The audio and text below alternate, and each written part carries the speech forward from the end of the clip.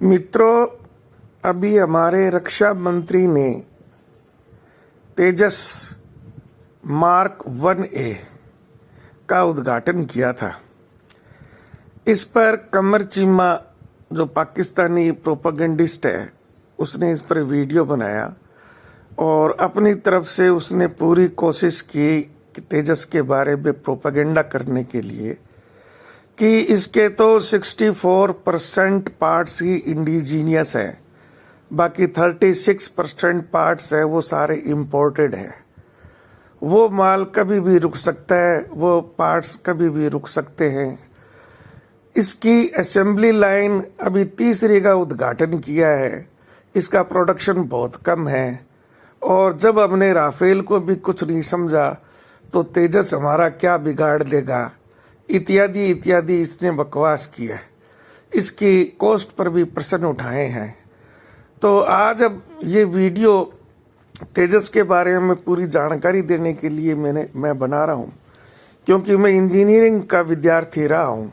तो मैं आपको इसके बारे में बहुत अच्छी तरह से बहुत ही बढ़िया बात बता सकता हूँ। आप सारांश में यही समझिए कि तेजस एक सामान्य फाइटर जेट नहीं है, बल्कि ये सनसनी है। अभी तेजस की आपूर्ति भारत में ही पूरी नहीं हो पा रही है और इसके अर्जेंटीना, मलेशिया, श्रीलंका इत्यादि देशों से जो भारत के मित्र देश हैं, उन्होंने इसको खरीदने में इच्छा व्यक्त की है और एडवांस में ऑर्डर प्लेस किए हैं। कमर चीमा को भारत और पाकिस्तान में काफी सुना जाता है और ये कई चैनल और कई एक्सपर्ट्स के साथ में अपने वीडियो बनाता है। इसके प्रोपेगेंडा का उद्देश्य केवल एकमात्र ये है कि भारतीय जनता को गुमराह करना, उनके हौसले डाउन करना और पाकिस्तानी जनता का हौसला बढ़ाना। जो इस क्षेत्र के व्यक्ति हैं वो तो इस सभी चीजों को बहुत अच्छी प्रकार से समझते हैं। उनमें आप मेरे को भी शामिल कर सकते हैं।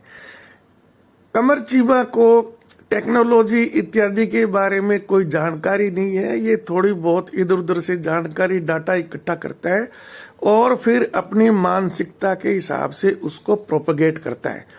इसलिए ये वीडियो बनाना बहुत जरूरी था कमर चीमा की पोल खोलने के लिए। और आप जो सामान्य जानकारी रखते वाले लोग हैं, उनके लिए जानना बहुत जरूरी है कि भारत इस क्षेत्र में कितना आगे बढ़ चुका है। मैं आपको उस वीडियो की भी थोड़ा सा क्लिप में सुनाऊंगा ताकि आप हंसें।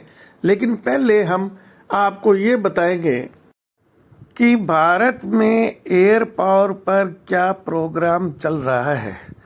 भारत में फाइटर जेट्स के क्षेत्र में 2 प्लेटफार्म पर काम हो रहा है। नंबर 1 तेजस सीरीज, नंबर 2 एमका सीरीज। तो नंबर 1 पहले तेजस का हम जिक्र करते हैं। तो तेजस का प्रोग्राम करीब 20 साल हो गए चलते, लेकिन पिछले 10 साल में इसमें बहुत प्रगति हुई है, जिसमें तेजस मार्क 1, फिर अभी तेजस मार्क 1A, उसके बाद में तेजस मार्क 1B और फिर आगे तेजस मार्क 2 की सीरीज आएगी। फिलहाल जो राजनाथ सिंह जी ने उद्घाटन किया है वो तेजस सीरीज का मार्क 1A एयरक्राफ्ट है। ये 4.5 जनरेशन का एयरक्राफ्ट है। तो ये जनरेशन क्या होती है? 5th जनरेशन के जो एयरक्राफ्ट होते हैं वो स्टेल्थ होते हैं। स्टेल्थ में जो भी आर्मामेंट्स उस पर लगाते हैं, हम मिसाइल्स वगैरह लगाते हैं, वो एयरक्राफ्ट की बॉडी के अंदर होती है। तो उसका आकार बहुत बड़ा होता है और उसकी पेलोड क्षमता भी बहुत कम होती है। हमारा जो राफेल है वो भी 4.5 जनरेशन का एयरक्राफ्ट है। स्टेल्थ होने का एक अलग मतलब है और जो इनकी जनरेशन और बाकी जो एवियोनिक्स हैं वो एक अलग चीज होती है। जैसे राफेल आज की तारीख में 5th जनरेशन के एयरक्राफ्ट से भी बहुत बेहतरीन है, इसीलिए भारत सरकार ने इनको खरीदा है। राफेल की जो पेलोड क्षमता है वो करीब 9000 किलोग्राम है, जबकि फिफ्थ जनरेशन का F-35 है, वो केवल 6000 किलोग्राम तक ही पेलोड लेके जा सकता है। तो राफेल एक तो पेलोड ज्यादा लेके जा सकता है, फिर ये अपना स्टेल्थ ना होने के बजाय अपना रक्षा कैसे करता है। तो राफेल का भी सिग्नेचर है वो स्टेल्थ से थोड़ा सा ज्यादा है, लेकिन इसमें अपने सेफ्टी मेजर्स बहुत हैं। ये दूसरे रडार्स को जाम कर सकता है, अपने डिकोय को भी यूज कर सकता है, मिसाइल्स को डाइवर्ट भी कर सकता है। तो अपने तरीके से ये पूरी अपनी रक्षा कर सकता है। राफेल का आज तक का रिकॉर्ड है, करीब 25 देश इसका यूज कर रहे हैं कि किसी भी फाइट में, वार में इसको गिराया नहीं जा सका है, क्योंकि इसकी एक स्टेल्थ ना हो ये इसकी कमी नहीं है। बाकी इसमें बहुत ज्यादा अन्य एवियोनिक्स इस प्रकार की है जो बिल्कुल लेटेस्ट टेक्नोलॉजी की है, इसके सामने F-35 भी नहीं टिकता। चलो अभी हम अपने तेजस की बात करते हैं। तो तेजस मार्क 1A जो एयरक्राफ्ट है, ये लाइट कॉम्बैक्ट एयरक्राफ्ट की श्रेणी में सबसे हल्का है। इसके एवियोनिक्स भी बिल्कुल आप रफाल से कम ना समझे, रफाल से कुछ ज्यादा ही है। इसका जो 3 डिग्री एरे रडार जो है वो अपने इजराइल से लिए है, और तेजस में रडार सिस्टम है वो इजराइल से लेने का कारण ये है कि बहुत जल्दी ही हम कोलैबोरेशन में, इजराइल के कोलैबोरेशन में इसकी मैन्युफैक्चरिंग भारत में करेंगे और हमें इसकी पूरी टेक्नोलॉजी ट्रांसफर भी हो जाएगी। तो भविष्य में जो एम का हमारी सीरीज आ रही है और तेजस सीरीज आ रही है, इसमें रडार्स की कभी कमी ना पड़े और वो इंडिजीनियस हो, भारत में बने हो, तो उसकी हमें सुविधा मिल जाएगी। एम का जो 6 है वो 6th जनरेशन की प्लेटफॉर्म पर बनने वाले एयरक्राफ्ट है। ये 5th जनरेशन से भी आगे के हैं जो कि भविष्य में आएंगे। भारत का अभी जो प्रोग्राम चल रहा है मिसाइल्स में, हम आज की तारीख में आत्मनिर्भर है, हम किसी भी देश पर निर्भर नहीं करते, लेकिन एयरक्राफ्ट के मामले में थोड़े से अभी हम मजबूर हैं, लेकिन इतने मजबूर भी नहीं है कि आज हम किसी भी वार में किसी से भी पीछे हो जाए, अमेरिका से भी पीछे हो जाए।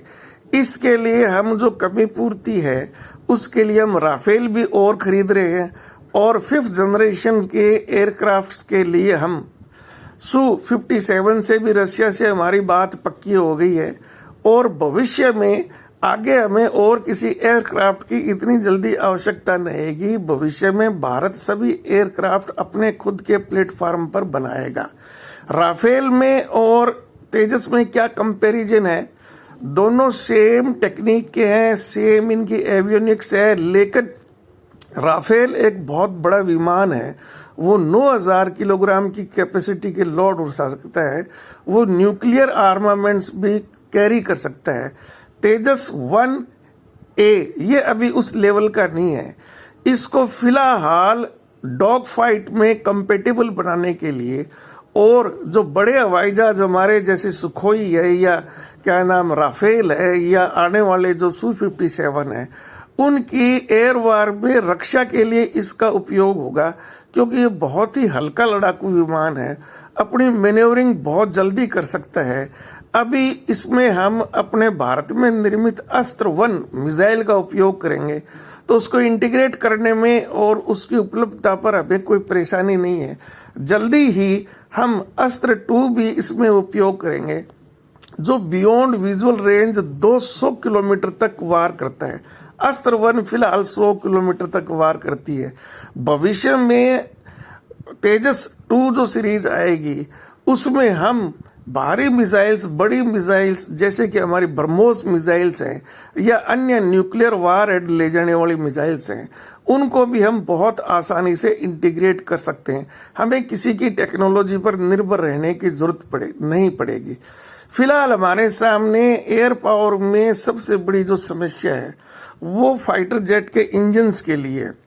हमारा जो कावेरी प्रोजेक्ट है वो अब 95% कंप्लीट हो गया है।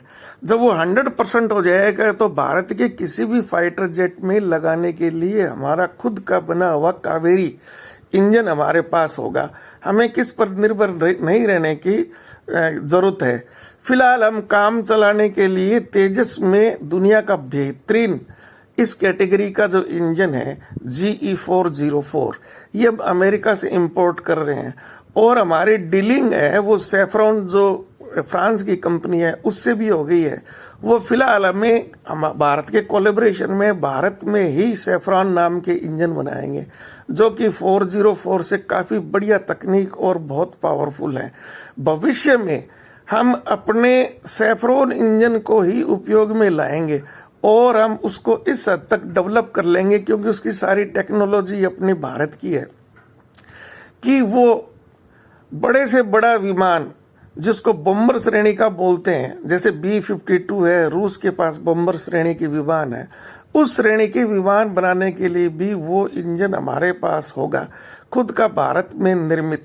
भारत आज मिसाइल्स की क्षमता में दुनिया में आप इसको नंबर 2 नहीं तो नंबर 1 के इक्विवेलेंट मान सकते हैं।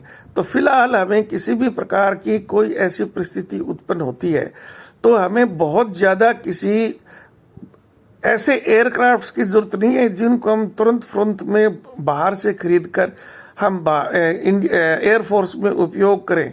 आज की तारीख में अगर हम तेजस मार्क 1A की कॉस्ट की कंपैरिजन करें तो वो बेहतरीन F-16 जो एयरक्राफ्ट है अमेरिका के उससे लगभग 1/3 कॉस्ट का है।